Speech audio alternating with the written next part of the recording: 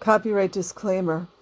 Under Title 17, Section 107, allowance is made for fair use for purposes such as criticism, comment, news reporting, teaching, scholarship, and research. Fair use is permitted by copyright statute that might otherwise be infringing, nonprofit, educational, or personal use tips the balance in favor of fair use. I went to a beach party for former Scientologists, Mormons, and Hasidic Jews. It turns out they have a lot in common with each other. By Jamie Lee Tate, June 28, 2018. When my friend Derek Block was 5, his parents became Scientologists. Because of this, he grew up in a parallel universe. The family packed up and left their small town, Texan home, first moving to Dallas, then Los Angeles, to be closer to the church. Throughout his childhood, Derek took Scientology courses, studied the works of Scientology founder L. Ron Hubbard, and absorbed Scientology-approved entertainment. He and his parents lost touch with the majority of the extended family as a result of the church's disconnection policy of cutting off friends and family who are critical of the religion. Any question you ask of Scientology is criticism. So they're like in this insulated world. When Derek was 15, he signed a billion-year contract, pledging his allegiance to the Sea Org. I think that is a minor, right? He's a minor? A super devout group within the Church of Scientology. Devout? He left his high school and his parents and moved into Scientology dorms to devote his every waking hour to the church. He didn't have access to TV, radio, cell phones, the internet, or books relating to anything other than Scientology.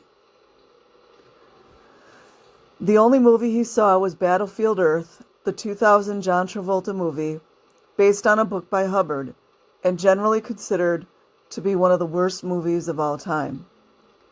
I only went because someone else paid for it, and they made us go, he told me.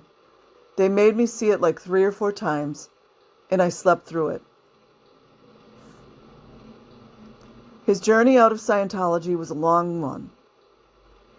Beginning, he says, with him being kicked out of the Sea Org at 18. After it was discovered he was in a relationship with another man, and ending with him being disowned by his parents and kicked out of their house at 25 after he posted anti-Scientology comments online. The Church of Scientology denies this. Of course they do. In an emailed statement to Vice, a spokesperson, names, said that Derek left Scientology and cut off contact with his family voluntarily. They love that word, don't they? The church would not comment on why he was kicked out of the Sea Org.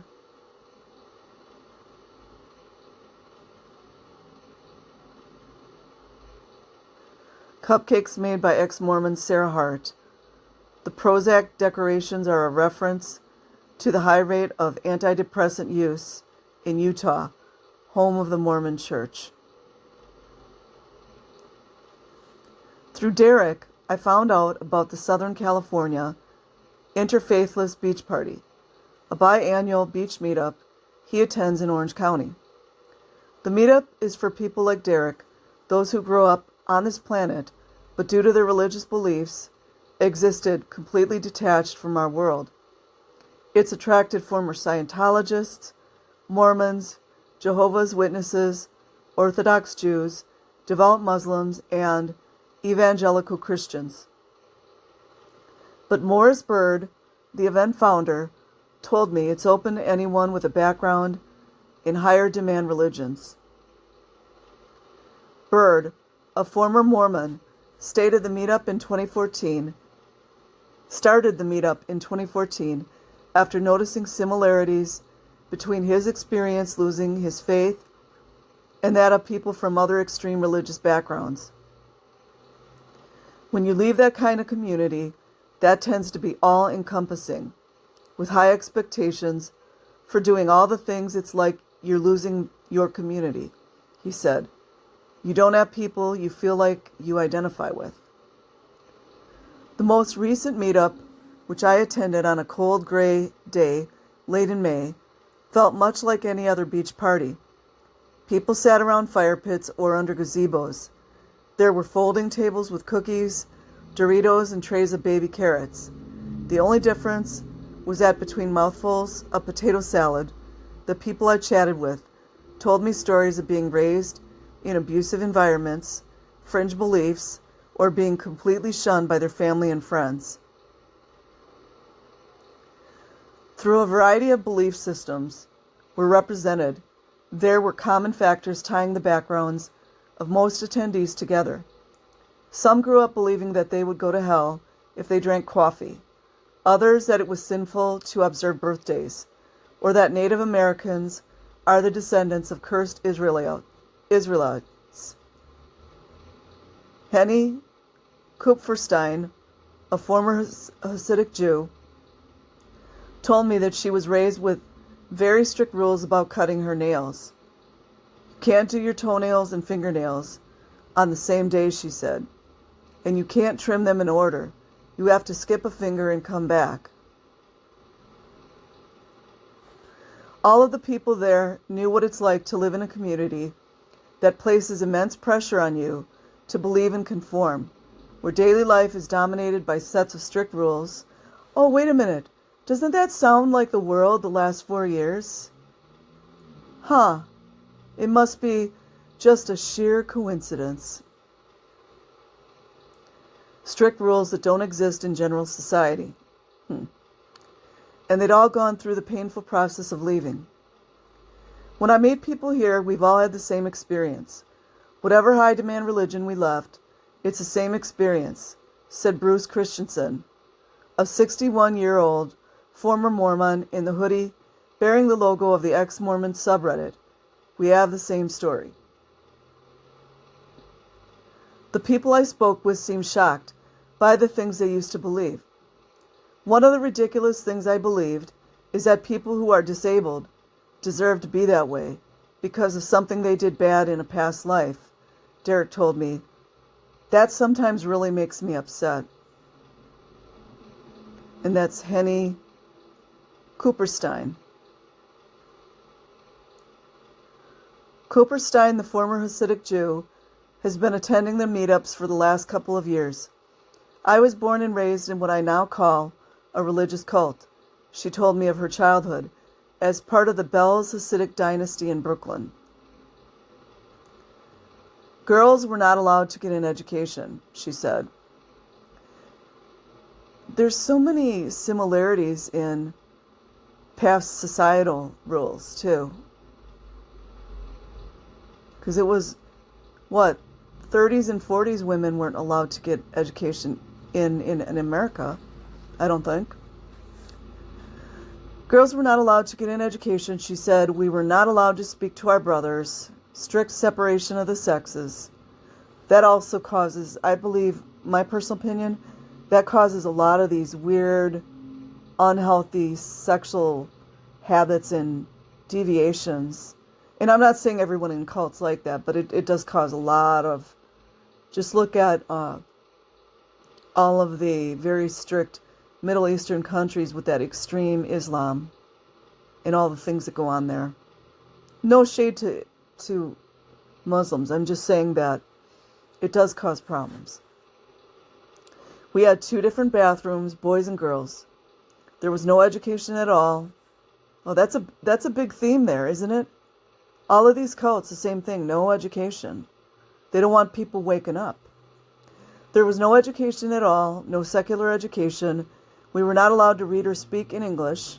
No access to television, secular media, radio, classical music, pop culture, nothing. It's like living in a Stedt, back in Europe, but right in the heart of New York City. Wow. Kupferstein told me she became estranged from her family 8 years ago. After rebelling against the strict rules of her religion, her marriage broke down and she lost custody of her children. They will take the children. I don't blame God, she said. Whatever God is, I don't blame it for what a small group of really horrible people have done to a lot of other people. Kupferstein told me she had very little contact with her family in the last 8 years, but tries to keep tabs on them over the internet. My oldest daughter was also placed into an arranged marriage, as I was when I was 18, she said. And now I'm a grandmother, whether I want it or not. Family shunning was a common theme in the lives of the people I spoke to. We talk a lot about comparing the shunnings, said Christensen, the ex-Mormon. The most systemic and complete shunning, I would say, are the Scientologists. Yeah. And the next and very complete are the Jehovah's Witnesses. Mormons are much more of a spectrum. Derek told me that just the fear of being shunned kept him inside Scientology. I actually have a friend who is in prison, and my experience in the Sea Org is nearly identical to his, he told me. The thought that leaving would mean never seeing his family again, he said, kept me locked up rather than an actual physical door. Bruce Christensen. I've heard that prisoners and people in jail actually get, well, I don't know about jail, but I've heard stories that prisoners actually have more freedom than Scientologists. They get to exercise. They get to go to the library and read. Depending on who they are. And a lot of times the food's better, but I think prison food sucks, basically, and jail food sucks, but I suppose it depends on where they're at. A familial shunning is generally devastating, but when it happens to someone who's been raised cut off from the rest of society, like many of these people have, it can be doubly traumatic. It's how they keep them. They're often isolated from their family, they're condemned, in some cases they're shunned completely.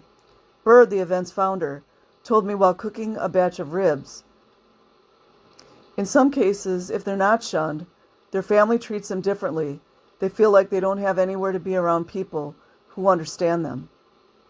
Said isolation again.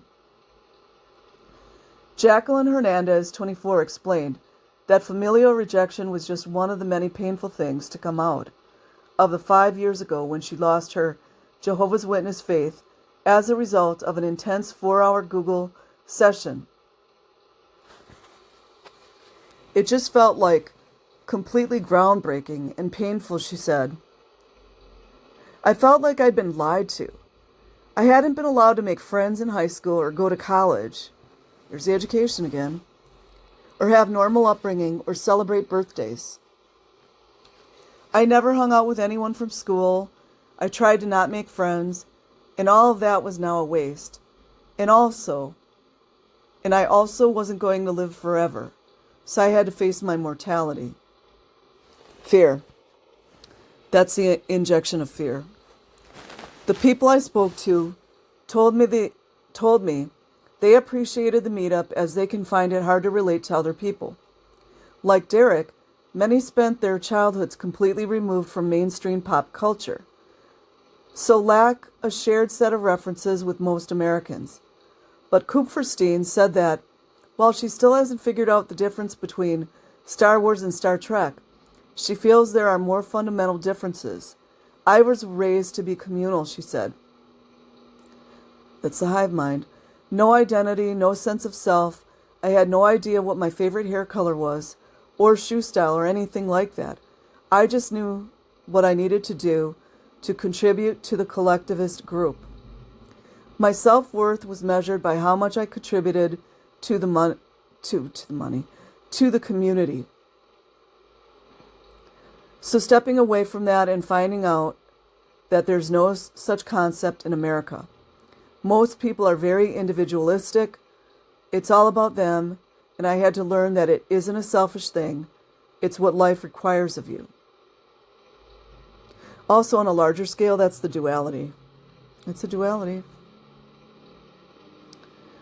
I think some of my closest friends are Mormons or ex-Mormons because we share a lot of lifestyle values and the focus on the family and politeness, ethical behavior, being a good citizen, she added. I admire that. All of the attendees I spoke with had a sense of humor toward their former beliefs and made jokes about their religions and their behavior when they were deep within them. And that right there is Sarah Hart. Sarah Hart, a 38-year-old former Mormon who lost her faith 7 years ago, brought along cupcakes decorated with fondant Prozac pills as a reference to the high rate of antidepressant use in Utah, the state with the highest percentage of Mormons.